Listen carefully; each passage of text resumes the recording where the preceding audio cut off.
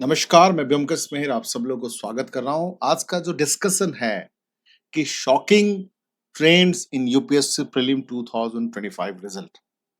हाल ही में जो रिजल्ट आया है यूपीएससी का, नॉट ओनली मी, मेरे लिए तो शॉकिंग है ही क्योंकि पिछले 11 साल का जो एक्सपीरियंस है यूपीएससी का, इस बार मैं जो ट्रेंड देख रहा हूँ थोड़ा-सा डिफरेंट लग रहा है।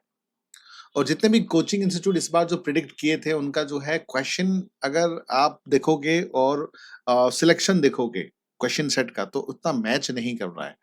नॉर्मली आम तौर पर हर एक साल क्या होती है कि जो कोचिंग सेंटर का जो आंसर कीज़ होती हैं 5 प्लस और माइनस हो जाते हैं। मतलब कोई 5 क्वेश्चन सही हो सकता है, 5 जो है गलत हो सकता है। बट आस-पास जो है जो रिजल्ट आ जाते हैं। बट इस बार वेरिएशन काफ़ी क्वेश्चन में वेरिएशन देखने को मिला है। उसका जो है बच्चों के ऊपर असर तो पड़ेगा ही डेफिनेटली, ठीक है? बच्चे कन्फ्यूज़ हैं, कुछ लोगों का 90s हुआ है, कुछ लोगों का 85, कुछ लोगों का 92, फिर भी सिलेक्शन नहीं हुआ है, बट कुछ लोगों का 85, 86 हुआ है, उन लोगों का सिलेक्शन हुआ है। तो बच्चों में कन्फ्यूज़न होना स्वाभाविक चीज़ है, तो क्या रीज़न हो सकता है कि क्या रीज़न हो सकता है कि इस बार जो है यूपीएससी का रिज़ल्ट में शॉकिंग आया है? मैं वो रीज़न सब बताने की कोशिश करता हूँ। देखिए, बहुत सारे रीज़न हो सकते हैं। पहला चीज़ तो यहाँ पर देखो, आप जैसे कि देख पा रहे होंगे, पहला चीज़ ये है कि अगर मैं बात करूँ कि यूपीएससी प्रीलिम्स का जो पहला रीज़न है कि हाई कॉम्पिटिशन्स है ऑफ कोर्स, ठीक है? 10 लाख से ऊपर एप ए एप्ल ए ब ब मतलब एप्लीकेशन मतलब इस बार दिए थे एग्ज़ामिनेशन एंड उसमें से 979 पोज़ीशंस लोग थे स्टूडेंट। तो ज़ाहिर-सी बात है जो है थोड़ा-सा कॉम्पिटिशन जो है इंटेंस होगा, थोड़ा-सा ज़्यादा कॉम्पिटिशन होगा as comparative to last few years. उसके साथ-साथ हम अगर कट ऑफ की बात करें, इस बार जो है कट ऑफ जो है हमारी जो एक्सपेक्टेशन से थोड़ा-सा ज़्यादा आया है। एक्सपेक्टेशन से थोड़ा-सा ज़्यादा है। देखिए जनरल कैटेगरी में 86 के आस-पास जो प्रेडिक्शन था, +5 सब में जो है कह सकते हो कि +5 के आस-पास जो है, ईडब्ल्यूएस में, then OBC, then SC, then ST, तो these are the expected cut off जो है हायर आया है, जितना हम लोग एक्सपेक्ट कर रहे थे उससे डेफिनिटली हायर आया है, तब जाके ये रिज़ल्ट में इतना ज़्यादा वेरिएशन है। उसके साथ-साथ क्या होता है देखो ओएमएट्स ओ ओ जैसे कि बच्चे को लगता है कि बच्चा ने कभी-कभी जो है 90, 95 किया है बट उसका सिलेक्शन नहीं होता है। बट उसके माइंड में है कि वो 95 मार्क्स लाया है। बट कभी-कभी क्या होता है कि बच्चा को आंसर पता होता है, ही नो द आंसर, बट क्या होता है कि वो ओएमआर सीट में वो सही चीज़ें जो है फिल अप नहीं कर पाता।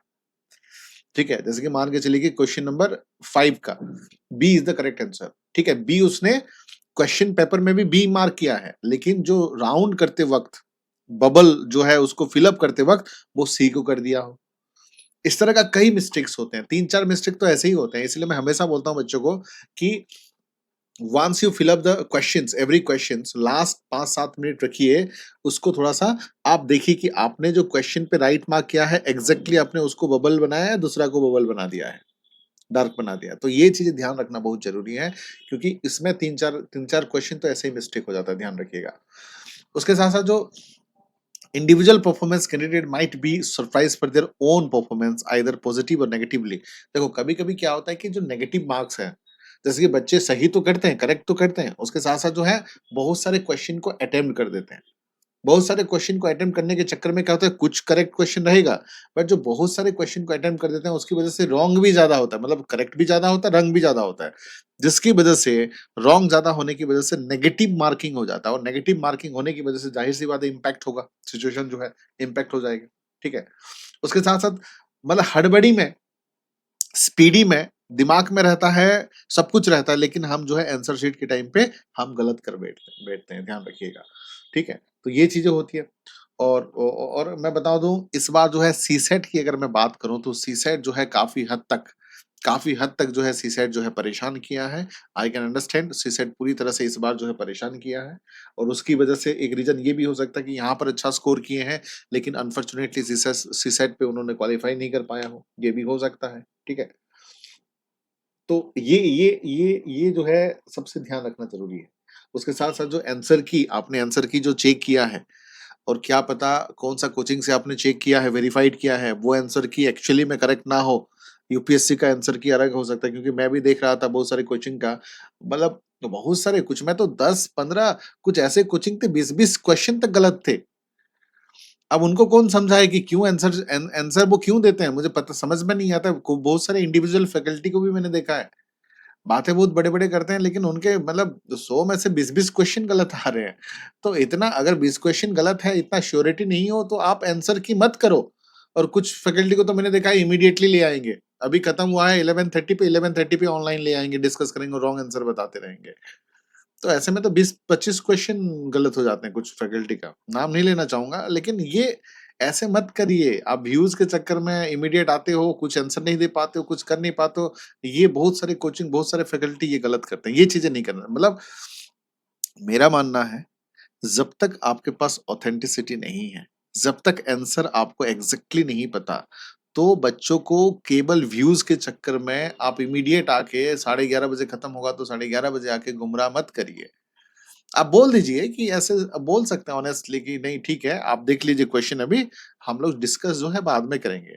और उसको अच्छा से वेरिफिकेशन करिए, अच्छा से देखिए, अच्छा से ये करिए, उसके बाद जो है आप आंसर प्रेडिक्ट करिए। आप तुक्का मत लगाइए और उसको बच्चों को लगता है कि यही आंसर है, तो बच्चे उसकी वजह से आपकी वीडियो देख के बहुत मतलब गलत डायरेक्शन में जाते हैं। तो ये चीज़ें मैं फैकल्टी या बाकी इंस्टीट्यूट से भी रिक्वेस्ट करूँगा, आगे से ये काम मत करिए कि दैट शुड बी, क्योंकि ये बच्चों का करियर का सवाल है। बच्चे तैयारी करेंगे प्रीलिम्स की, मेंस की, ये ज़रूरी है क्योंकि टाइम कम होती है, प्रीलिम्स और मेंस में टाइम कम होती है। हमें उस हिसाब से जो है तैयारी करना पड़ता है कि अगले साल फिर से रीस्टार्ट करना है या मेंस के लिए फ़ोकस करना है, ये बहुत ज़रूरी है, ठीक है? तो ये सब चीज़ों का ध्यान देना हमें बहुत ज़रूरी है। और उसके साथ-साथ मुझे एक चीज़ गलत लगता है, जैसे कि आप हाल ही में न्यूज़ में भी आया है, आप देख सकते हो, ठीक है? ये ठीक है, आज का ही न्यूज़ है 13 जून का। देखिए कि UPSC prelims take step to release answer key immediately after exam suggest the parliamentary panel. जो पार्लियामेंट्री पैनल है वो सजेस्ट किया है कि यूपीएससी जो है जिस टाइम पे रिजल्ट डिक्लेयर करता है उस टाइम पे जो है आंसर की डिक्लेयर क्यों नहीं करता? आंसर डी की डिक्लेयर 1 साल के बाद क्यों करता है? कट ऑफ जो है 1 साल के बाद क्यों करता है? अरे भाई, अगर इतना बड़ा ऑर्गेनाइजेशंस है, इतना रिस्पांसिबिलिटी है, लाखों लोग दे रहे हैं, तो आपको इतना रिस्पांसिबिलिटी लेना चाहिए कि जब आप ठीक है, ये समझ में आता है कि आप एग्ज़ाम होने के 1-2 दिन के बाद या इमीडिएट आप नहीं कर सकते। चलिए, अब मैं समझ सकता हूँ कि उसमें जो है आपके पास आंसर की है तो वो गड़बड़ी हो सकती है। मतलब वो जो है ट्रांसपेरेंसी नहीं हो सकती, कल के डेट में लीक हो जाए तो इमीडिएट लीक हो जाए तो दिक्कत हो सकती है, that I can understand. But जब आप रिजल्ट डिक्लेयर करते हो 15 या 20 दिन के अंदर, तब जब रिजल्ट डिक्लेयर करते हो तब आप डिक्लेयर कर दो आंसर की भी। तब आप डिक्लेयर कर दो। वैसे तो वैसे तो कायदे से मैं बोलूं कि अगर यूपीएससी एग्जाम है तो 2-3 दिन के बाद आंसर की डिक्लेयर हो जाना चाहिए। इतना ट्रांसपेरेंसी यूपीएससी में मेंटेन होना चाहिए, बल्कि अगर पॉसिबिलिटी है तो 1 दिन के बाद ही डिक्लेयर कर देना चाहिए। इतना मैनेजमेंट स्ट्रांग तगड़ा होना चाहिए, ठीक है? अगर वो नहीं कर रहे हो, मैं समझ रहा हूँ वो चीज़ें, अगर क्योंकि उससे ट्रांसपेरेंसी शायद मतलब उससे बिगड़ सकता है, आई कैन अंडरस्टैंड। बट 15-20 दिन के बाद 20 या 15-20 दिन के बाद जब यूपीएससी का रिजल्ट निकलता है, तब तो आंसर की पास किया जा सकता है। मतलब बच्चा अभी एग्ज़ाम देगा 2025 में और 2026 में आंसर 1 साल के बाद आंसर की देखेगा, ये कहाँ का जस्टिफिकेशन है? बड़ा अजीब-सा है। इवन कट ऑफ भी 1 साल के बाद पता चलेगा, ये थोड़ा-सा मतलब ठीक नहीं है। उसके साथ और एक न्यूज़ में भी, बिज़नेस स्टैंडर्ड में भी ये चीज़ें का क्वेश्चन किया गया, देखिए, release CSC prelims answer key immediately after exam पर पैनल टू यूपीएससी। जो पार्लियामेंट्री कमिटी है, उसने जो है यूपीएससी को डिमांड किया है कि पैनल, और एक न्यूज़ में भी है कि देख देख सकते हो, take step to release answer key immediately after civil service prelims exam parliamentary panel to UPSC. तो पार्लियामेंट्री पैनल जो है यहाँ पर जो है यूपीएससी को क्वेश्चन पुट अप किया है कि आप क्यों 1 साल के बाद रिलीज करते हो, जिसमें बच्चों का स्ट्रेटेजी बिगड़ जाता है, जाहिर सी बात है। तो यहाँ पर यूपीएससी ने कहा है कि ट्रांसपेरेंट मेंटेन करने के लिए और करप्शन ना हो, लीक ना हो जाए। बट मैं बता दूं, ठीक है, आप एग्जाम के बाद तो कर सकते हैं, एग्जाम से पहले नहीं कर सकते। एग्जाम के बाद 15-20 दिन है तब तो कर सकते हैं आप। 1 साल वेट करना कहाँ का जस्टिफाइड है? डेफिनेटली उस पे जो है बच्चों का कंसर्न है, हम सब फैकल्टी का भी कंसर्न है, सब कोचिंग का भी कंसर्न है, सबका कंसर्न है। और ये मुझे नहीं पता कि यूपीएससी क्यों ये एक तरफ से उस फील्ड में ऑटोक्रेटिक है कि 1 साल के बाद ही हम जो मर्ज़ी हम करेंगे, 1 साल के बाद ही रिलीज़ करेंगे, जाओ जो उखाड़ना है उखाड़ लो। तो ये कहीं न कहीं यूपीएससी का अप्रोच जो है अप टू डेट नहीं लगता। समय के साथ जो है चेंज करना ज़रूरी है। बट एनीवे चलिए मैं अभी बताता हूँ, हालाँकि ये तो सरप्राइज़िंग था। बट अगले वीडियोज़ में बताऊँगा 10 secret to score high in the prelims. ठीक है? किस प्रकार से हम प्रीलिम में हाई स्कोर कर सकते हैं, अप टू द पॉइंट खाली बता देता हूँ, बट अगले वीडियोज़ में डिटेल में ये पॉइंट आप लोगों को बताऊँगा। ठीक है? पहला चीज़ देखिए, पहला है कि हमें एग्ज़ाम पैटर्न पता पता होना चाहिए कि सीसेट का क्या डिमांड है, उसके साथ जो प्रीलिम का क्या डिमांड है, ये पता होना चाहिए। दूसरा है कि डिटेल सिलेबस का हमें जो है एनालाइज़ करना पड़ेगा। कि पॉलिटी, हिस्ट्री, ज्योग्राफी, इकोनॉमिक्स कैसे पढ़ना है। फॉर एग्जांपल हिस्ट्री की बात करते हैं। हिस्ट्री में एंशिएंट हिस्ट्री है, मेडिवल है, मॉडर्न है, art and culture, world history. तो वर्ल्ड हिस्ट्री तो मेंस में आता है, प्रीलिम में तो आता नहीं है। तो प्रीलिम स्पेसिफिक पढ़ना है तो मुझे एंशिएंट, आर्ट एंड कल्चर और वर्ल्ड मॉडर्न हिस्ट्री को ज़्यादा फोकस करना है। समझ रहे हो? तो ये तरीका होना चाहिए। उसके साथ-साथ जो है, जो क्वालिटी स्टडी मटेरियल पे हमेशा डिपेंड रहिए। ठीक है? हमेशा फोकस ऑन द लिमिटेड और क्वालिटी स्टडी मटेरियल, ध्यान रखिएगा। अननेसेसरी मतलब ये मत सोचिए कि ज़्यादा पढ़ोगे तो ज़्यादा जल्दी सिलेक्शन होगा, नहीं। लिमिटेड पढ़िए, अच्छा पढ़िए, ठीक है? और current affairs up to date रखिए, करंट अफेयर्स को अप टू डेट नहीं करोगे तो फिर मार्क्स लाना दिक्कत हो जाएगा। और NCERT book are the foundation, कम से कम 11th-12th का एनसीईआरटी आप ज़रूर पढ़िए सॉलिड फाउंडेशन के लिए। उसके साथ मॉक टेस्ट, आप देखो टेस्ट 3 प्रकार का होता है, एक है टॉपिक वाइज़ टेस्ट देते रहिए, जैसे कि इंडस वैली सिविलाइजेशन, वैदिक पीरियड, पोस्ट वैदिक पीरियड, जैनिज़्म, बुद्धिज़्म या fundamental right, president, supreme court. तो इंडिविजुअल टॉपिक कर दिया, उसके बाद subject wise history, polity, geography, economics, उसके बाद फिर फुल मॉक टेस्ट दीजिए। ठीक है? ध्यान रखिए, ऐसे करोगे तो आपका टेस्ट फायदा होगा। और रिवीजन इन द मस्ट, बार बार बार बार लगातार जो भी चीजें पढ़ते हो ना, नेक्स्ट टॉपिक जाने से पहले रिवीजन जरूर करिए। उसके साथ साथ आपका नोट मेकिंग जो है, देखो नोट इज एवरीथिंग। क्योंकि हमें बहुत सारे बच्चे क्या करते हैं कि प्रीलिम स्पेसिफिक और मेन स्पेसिफिक अलग अलग पढ़ते हैं, ऐसा नहीं है बेटा। दोनों को एक साथ लेके पढ़ना है, होलिस्टिक अप्रोच में पढ़ना है। और जितना ज्यादा, क्योंकि अभी प्रीलिम्स में आपने देखा होगा कि बहुत सारे क्वेश्चन आता है जो कि कहने के लिए प्रीलिम्स है, लेकिन जो कंसेप्ट है मेंस का चाहिए, ध्यान रखिएगा। तो इसलिए नोट ये ज़रूरी है। और टाइम मैनेजमेंट करना सीखिए, जितना बेहतर टाइम मैनेजमेंट करोगे उतना जल्दी सिलेक्शन होगा, ठीक है? और मेंस के लिए आंसर राइटिंग प्रैक्टिस चाहिए, उसके साथ-साथ जो है प्रीलिम्स के लिए प्रीवियस ईयर क्वेश्चन को ज़रूर देखिए। कम से कम 15 से 20 साल का क्वेश्चन को देखिए कि किस प्रकार का क्वेश्चन करंट अफेयर्स से, पॉलिटी से, ज्योग्राफी से, एनवायरनमेंट से या इकोनॉमी से आ रहा है, ताकि उस लेवल पे आप जो है तैयारी रहो, ठीक है? तो ऐसे ही वीडियोज़ हम लोग बनाते रहेंगे। उसके साथ-साथ हमने बैच शुरुआत कर दिया है। उसमें हमने स्टोरी के हिसाब से पढ़ाते हैं। उसके साथ-साथ पीडीएफ अवेलेबल होती है।